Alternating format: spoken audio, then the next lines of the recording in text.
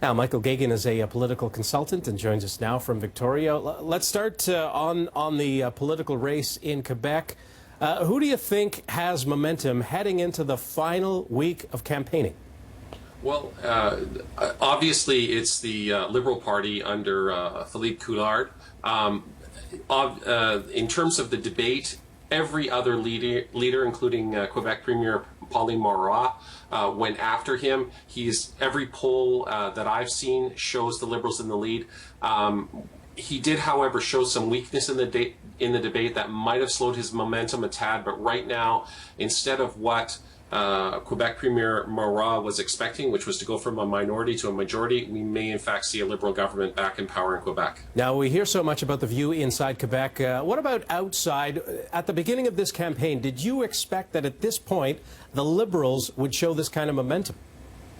No, I'm pleasantly surprised. I think the rest of Canada, to use Quebec's favorite term for the rest of for every other province, I think we had resigned ourselves to there being another PQ government and all the disruption and disharmony that comes with that. So if we now see the election of a Liberal government, that will obviously be good for Canadian unity and quite frankly for Canada and Quebec's economic progress.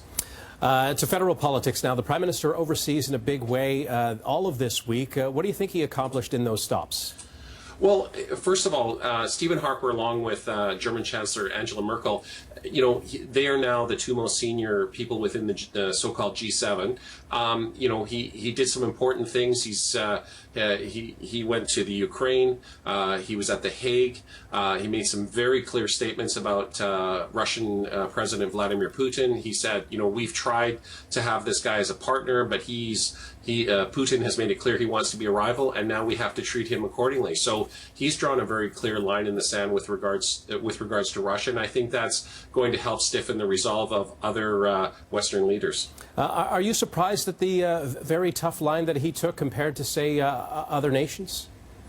No, for two reasons. First of all, Prime Minister Harper has never trusted Putin. Putin is an ex-KGB officer.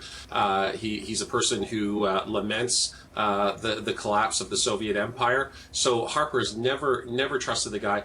And also, Canada has a very substantial Ukrainian population, and so therefore, it is just basically smart politics to take a tough line in defense of the Ukraine against Russia. Michael Geoghegan joining us from Victoria. Thank you very much and have a great weekend. Thank you.